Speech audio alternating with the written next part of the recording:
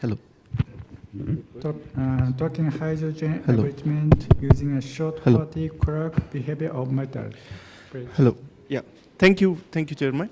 I'm Dr. Dheeraj Mahajan. I'm assistant professor at Indian Institute of Technology, Ropar, and I just want to give an overview that I am a newcomer in this hydrogen family. I started working on hydrogen like in 2013 as my last year postdoctoral work at ICAMS in Ruhr University, Bochum with Professor Alexander Hartmeier, where I tried to couple crystal plasticity and hydrogen transport model. And now in 2014, I started this assistant professor position, and probably I can say that every day I dream of hydrogen and to find nirvana from hydrogen. So I've established good facilities at my institute. So this work, basically, I'm proposing, of course, it's an age-old way of doing things like short fatigue crack, but I'm proposing if we can accept this as a method to track hydrogen embrittlement in steels. So basically, what are short cracks? Short cracks are something which start propagating when you are even below the KTH value. These are characterized into microstructural short crack, mechanical short crack, or physical short crack. So I personally believe that in order, if we want to do something to make metal resistant to fatigue, we have to freeze the short cracks. After these short cracks has gone past KTH, I think we cannot do anything, it's just growing. But if we can tune the microstructure such that we can freeze this short crack to grow under hydrogen environment, we can have a very good hydrogen embrittlement resistant steel. So basically short crack, they basically follow the slip planes in the grains, and then after certain dimensions, they become mode 1 completely. They follow the mode 1 kind of failure. So the content I'll be discussing. I'll be discussing this short fatigue crack as a tool and implementation on 4 different complex steels like SA508, API X65, X80, and 316L steel in order of decreasing complexities. So how I am going to track this hydrogen embrittlement using short crack? So these are the 4 material I will be showing the results of. So we have a very simple SCNT specimen where the initial crack here we got it from EDM of the order of 70 to 80 micron. And then on the surface, we are going to see how the crack is going to propagate. And so these are the microstructures of these 4 steels. Like SA508 has a upper benitic steel, upper benitic microstructure, very complex. Again, API X65, ferrite and pearlite microstructure, API X80, ferrite and benite microstructure, and then we have our austenitic steel 316L. So the fatigue experiment I did at frequency of 35 Hertz and with R ratio of 0.1. And then I did the standard hydrogen charging the way everyone does it. So we choose current density to be 20 milliampere per centimeter square, and we charge it for 4 hours.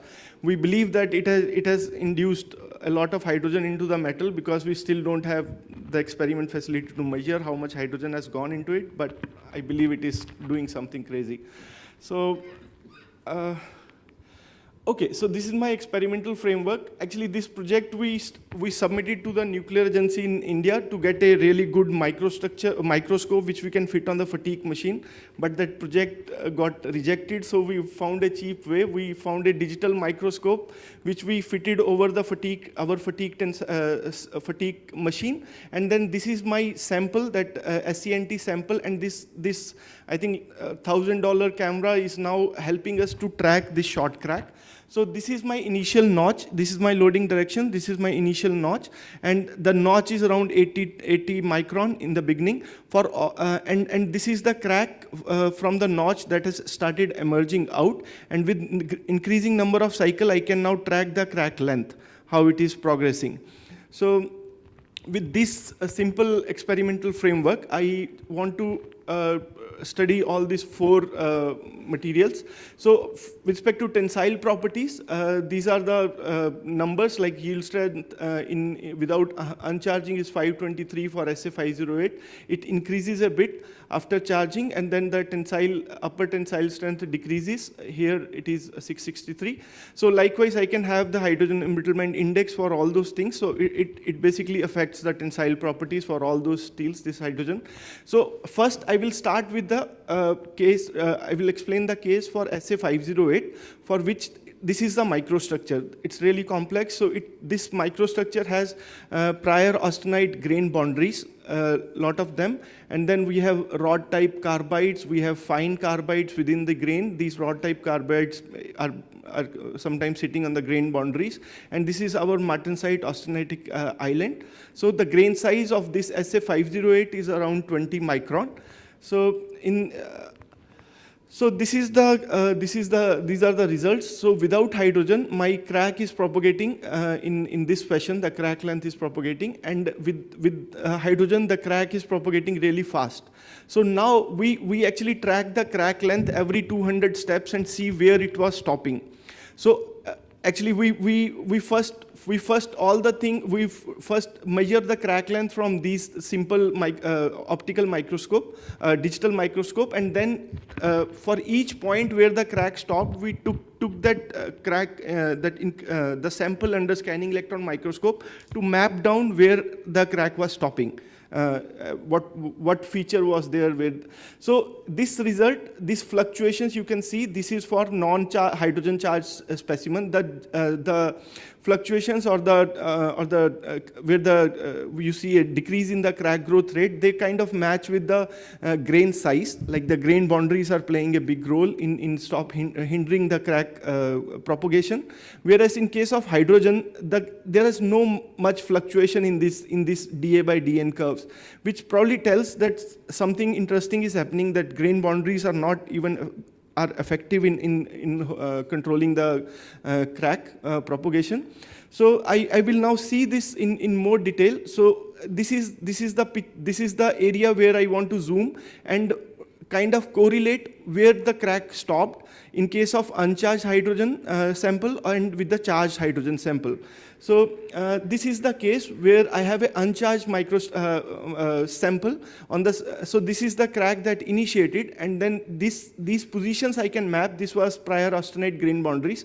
This 1, this 2, again it's a grain boundary. Then it went into the 3 region. So 3 was close to the inclusion or this part, and then it stopped here a bit. So this was a martensite austenite island, and then from here the crack wanted to go into the transgranular thing, but it went into intergranular because of this carbide sitting here, long rod carbide sitting here.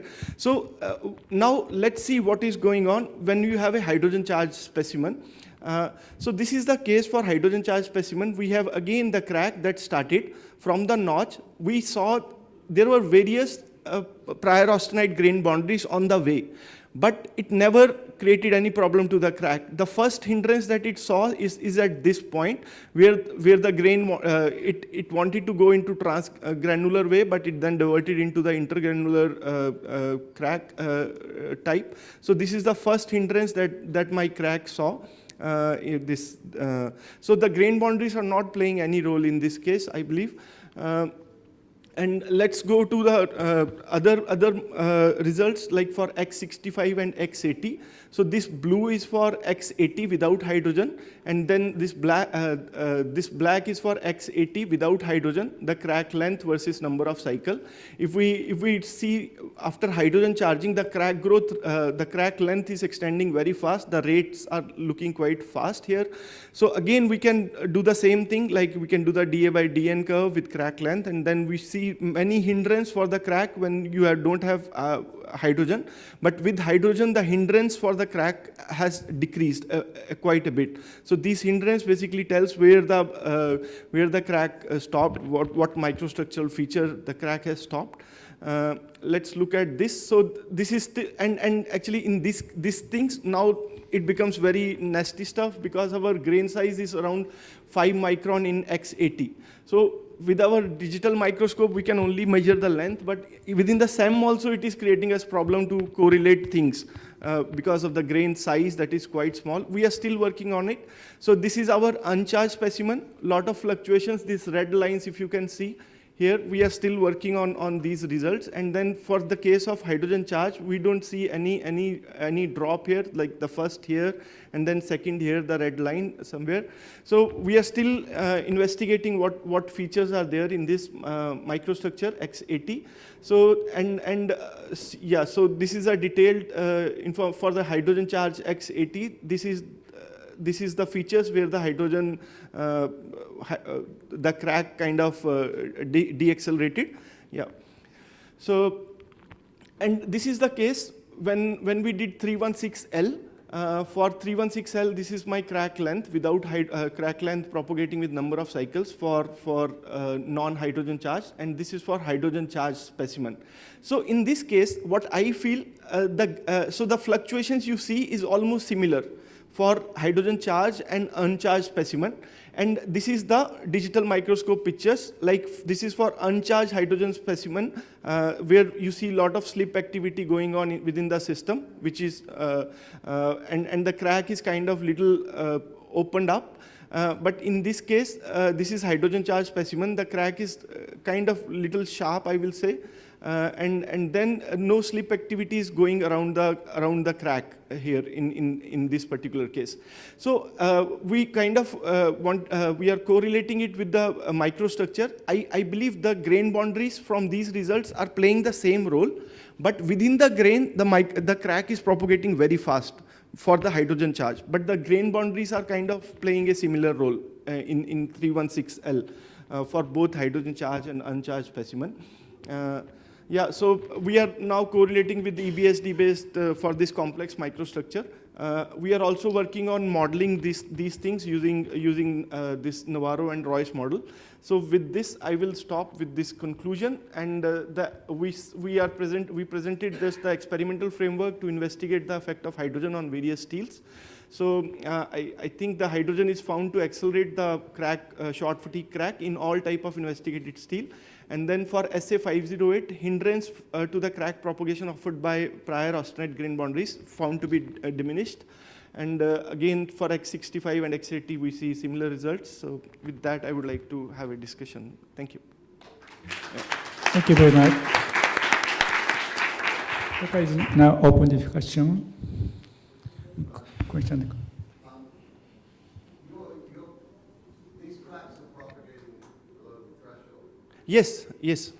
One of the issues there, which always worries me, is the fact that when you're in that regime, you can get oxide-induced crack closure, and in fact, helium or hydrogen can give you see the acceleration. Actually, it's slowed down in the air because of the oxide formed inside the crack. So what a lot of people have done when they're trying to look at environmental effects is they operate not in low R ratio like you are, but to operate at high R ratio, maybe at 0.5 or 0.6. Yeah. Because what that does is it shuts down the photo effect totally. And what you're left with is what you're looking for, is whether there's an effect on the environment. So that might be a better way to go. Okay, okay. But I still feel that R is equal to 0.1 is still justified. And with this, because we are taking... You've got oxide forming inside that crack, and if you're sub-threshold, you have very, very tiny crack open displacements. So that is playing a role. And in hydrogen, presumably it wouldn't, because you don't have an oxidized environment. So that effect is there, whether you like it or not. It may be swamped by the embrittlement of the hydrogen, but it's still there. You can't dismiss it. Okay, okay, I'll take care. Thank you.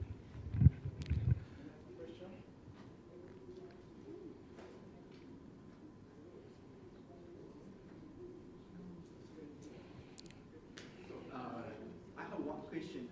It's slide 14. Actually, crack propagation. So both cases, I mean, you mentioned the grain boundary is important. Then at the very early crack propagation Yeah. regime, for both cases, charge and charge case, Yeah. once it seems that the crack fully stopped to propagate, right? Because it's flat region appears. Yes. I think there was something here close to this crack length, like close to 50 or so. Yeah, so my And question is, properly slightly or it's a totally stopped once? actually, this is single crack we are doing tracking. So here the crack stopped for this many cycles. So it didn't. stopped? Yes. Then my question is, what is the factor stopping the crack, and why it's restarted? Yes, that we are investigating for this particular steel. We haven't looked at it completely. For SA508, we have looked in detail, but we are still working on 316L results. We are looking into it. Thank you.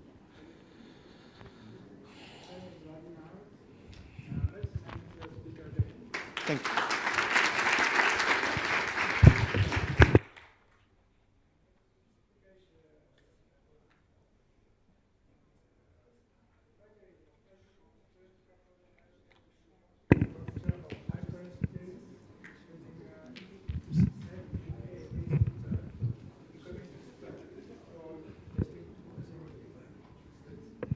Thank you, Professor, for the introduction.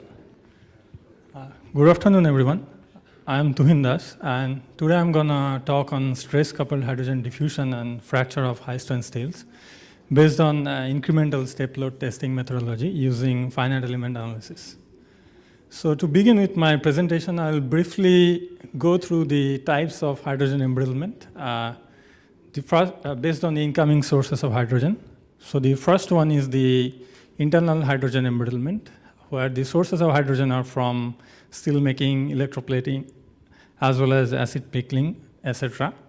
While the second one is the environmental hydrogen embrittlement, where the sources are from corrosion of sacrificial coatings under service. Now, I'll also briefly go through the conditions of hydrogen embrittlement failure. So the first one and the obvious condition is the presence of mobile or diffusible hydrogen. Secondly, time, because the hydrogen atoms require time to diffuse to the stress concentrated regions. Thirdly, stress, which acts as the primary driving force for hydrogen diffusion. And finally, material susceptibility. Now, material susceptibility could be considered as the primary factor for hydrogen embrittlement failure, because if your material is not susceptible, then all the other factors would be ineffective in causing the hydrogen embrittlement failure. Now, there are different test methods which are available to determine material susceptibility, and one such method is incremental step load test, which is based on ASTM F1624 standard test method.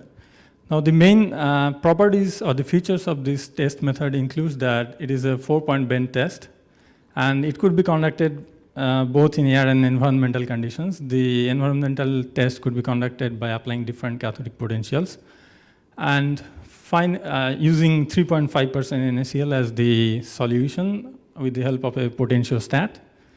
And it also gives us the choice of selecting a loading protocol, such as 2% increment in load with 2 hours of holding time, or 2% increment in load with 3 hours of holding time, etc., to determine the most susceptible condition.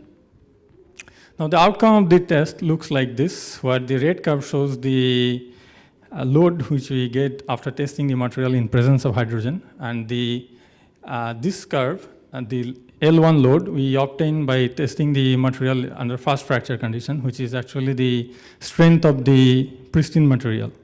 Now, the susceptibility parameter could be explained with the help of the percentage notch fracture strength, which is basically the ratio of L2 by L1 multiplied by 100.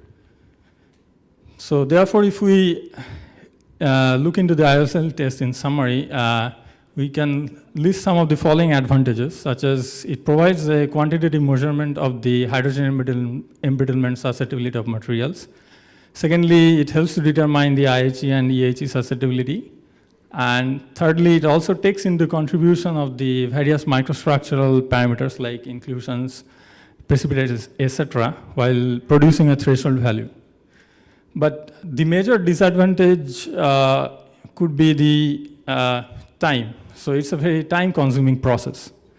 Therefore, the objective of the current research is to develop a full-scale 2D finite element-based model to simulate the ISL testing methodology that will actually facilitate better understanding of the factors that are responsible for the hydrogen embrittlement failure of materials. So coming to the methodology of research, so this picture shows the sample geometry, which is based on ASTM F519 standard. And these are the important features of the geometry. And the notch tip radius is 0.25 millimeter. Now the loading is basically done as shown here in case of 4-point bending with the help of the animation. The distance between the load point is 50 millimeter and the hinge points is 30 millimeter. Now the crack or the material actually fails along the defined path over here as shown. Now we already know the governing equation for lattice hydrogen diffusion under the influence of stress is given by equation number 5. Which can be derived from Fick's second law by incorporating the expression of the diffusion flux from 2, 3, and 4 in equation 1 actually. And the stress term, which acts as one of the primary driving forces for hydrogen diffusion, comes into the chemical potential term in equation 4. Now coming to the fracture part, the implementation of the cohesive zone model in fracture was done by using the stiffness separation law. And the graphical representation of the law as shown here, considering two cases, the ductile and brittle condition is shown here. And the important parameters are the cohesive stiffness, the initial stiffness, the separation and the critical separation at which the material fails.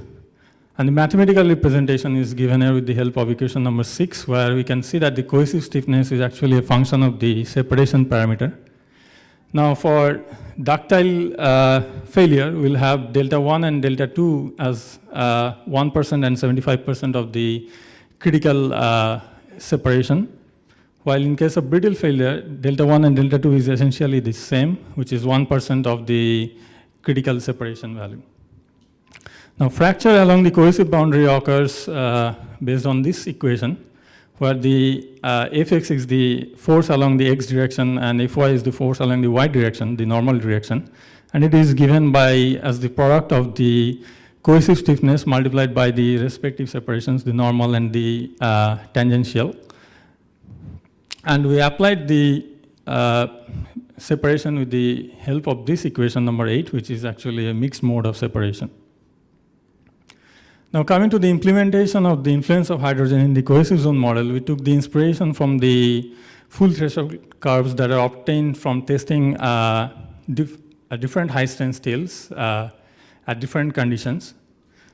So the main feature of these threshold curves include that we get these values by testing in air, and this point, which is around, which lies around minus 0.85 volt, it marks the beginning of the ductile to brittle transition behavior of the materials. And this point marks the ending of the ductile to brittle transition behavior. And the ductile brittle transition zone lies in this area. Now if we just mathematically represent this curve with the help of this equation, it gives us that it is a sigmoidal equation where we just use stiffness instead of the notch fracture strength to model it. And the critical parameters are the initial stiffness, the stiffness in presence of hydrogen, and CL is actually the lattice hydrogen concentration. I think there's some misalignment due to the compatibility issues of the presentations with Mac and Windows. And M is actually the slope in this equation. Now we do the conversion of the cathodic potential into lattice hydrogen concentration by using equation number 10. So it is based on Sievert's law. So it will give us the equilibrium of the theoretical hydrogen concentration. And in equation 10, F naught is actually the fugacity, which is given by equation number 11, and beta is the over potential in equation number 11, and F is the Faraday constant. So coming to the results and discussion. So we tried to model this material, AISI 4130, which is a high strength steel. And these are some of the values that we obtained by doing the ISL test at different conditions. And the red line gives the fitted curve, which is a Boltzmann fitting curve, and these are the fitting parameters. And the fast fracture load is actually 975 Newton for this material. So these are the model parameters. Some of them are from experiments, some of them we obtained from literature. So we also considered plasticity into the model by considering this hardening function, which is obtained by tensile testing of a high-strength steel, where U and P are the constants and EP is actually the plastic strength. So we considered isotropic hardening to model this material. Now coming to meshing, it was done in conventional multiphysics. So we use Lagrange quadrilateral elements to model the material. And these are the typical meshing parameters. And the meshing parameters are obtained by performing a mesh optimization study. Now, the area of interest is actually the notch tip from where I will present most of the results today. And the simulations or the calculations were done in conventional multiphysics. So coming back to loading protocol once again. So I used 2% increment with 2 hours of holding time, which is actually the loading protocol for the experiments as well. So if you follow through the loading protocol, it shows that there is 10% increment in the first hour, and there is another 10% increment, followed by 2% increment with 2 hours holding time, and so on and so forth, till it reaches the fast fracture load of the material, which is 975 Newton. And the total test time was 83 hours, which is close to 3 into 10 to the power 5 seconds. Now, I studied the effect of the notch tip radius on the stress factor, because stress acts as one of the primary driving forces, as well as the crack initiation time.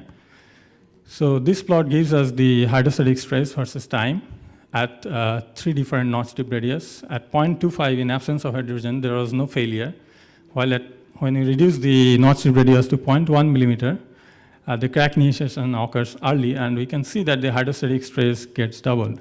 But if we further reduce the radius to 0.01 millimeter, we can see that the hydrostatic stress increases 4 times, and the crack initiation occurs further earlier.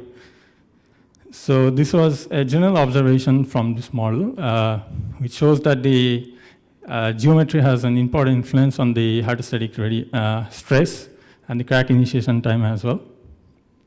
Now coming to the effect of initial hydrogen concentration, I considered that a uniform concentration of hydrogen distributed throughout the material, which is C naught, and there is no inward or outward flux. In absence of hydrogen, as we have seen earlier, there is no failure till the end of time. And as we keep on increasing the concentration of hydrogen to 0.127 mole per meter cube, which corresponds to minus 0.85 volt, we see that the crack initiation occurs in around 70 hours. As we keep on increasing the hydrogen concentration to 0.145 mole per meter cube, which corresponds to minus 0.95 volt, based on saturated calomel electrode. So the crack initiation occurs in 61 hours. So, and if we perform this study for other potentials, we can see that the crack initiation time decreases with the increase of initial hydrogen concentration. And it also captures the synergistic influence of hydrostatic stress and hydrogen concentration on the crack initiation time. Because if you see that initially when the hydrogen concentration is low, the stress becomes the dominant factor in influencing the failure of the material. But after crossing a certain hydrogen concentration, which we can say as the critical hydrogen concentration, you can see that the hydrogen concentration or the hydrogen becomes the dominant factor in influencing the failure of the material instead of stress.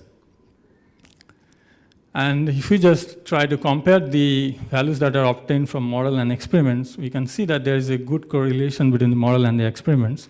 But there is also some deviations at some potentials that could be attributed to the differences in the boundary conditions for the model and the experiment. So in conclusion, you can say that the present study demonstrates a complementary technique of implementation of the influence of hydrogen in this cohesive zone model. And the hydrostatic stress significantly get influenced due to the notch tip radius, which is one of the geometric factor. And thirdly, it shows a good correlation between the for the ductile brittle transition behavior with the experiment as well as factography. And finally, the model could be implemented for other materials to study the influence of various material properties such as yield strength, fracture toughness, as well as hardness, etc. And in future work, we can incorporate trapping into the model to see whether trapping has really an effect on hydrogen-induced crack initiation. Secondly, applying the HE boundary conditions, and further generalization of the cohesive zone model to actually model other test methods or some real-life scenarios. I would like to acknowledge McGill Hydrogen Embrittlement Facility Group, as well as I would like to convey thanks to Professor Xavier Fugas, Lassie, University of La Rochelle, for his valuable comments. I would like to acknowledge the financial sponsors. These are the references. Thank you. Thank you very much. Time is running out, but one quick question, please. You mentioned in conclusions that cartography is in accordance with the results. Yeah. Do you publish somewhere the cartography results relate to your research or planning to publish that? I have some, I didn't show it due to time constraint. Yeah. If you could show briefly what the time is. So this is actually the very quickly. yeah sample, and this is the different areas in the notch. So this in air we can see. This is from the near notch region, and this one is from the center of the notch. So here you can see some microhard coalitions, while here it's kind of transgranular. So there is a transition mode as we move from the near notch region to the center. So because in the near notch region, Hydrogen? and then if we start charging hydrogen, this is at minus 0.85, you can see the change in the morphology. As well at -1, it is mostly intergranular. Mostly intergranular. And there was minus 1.2 as well, so it was completely intergranular. Thank you. Let's thank the speaker again.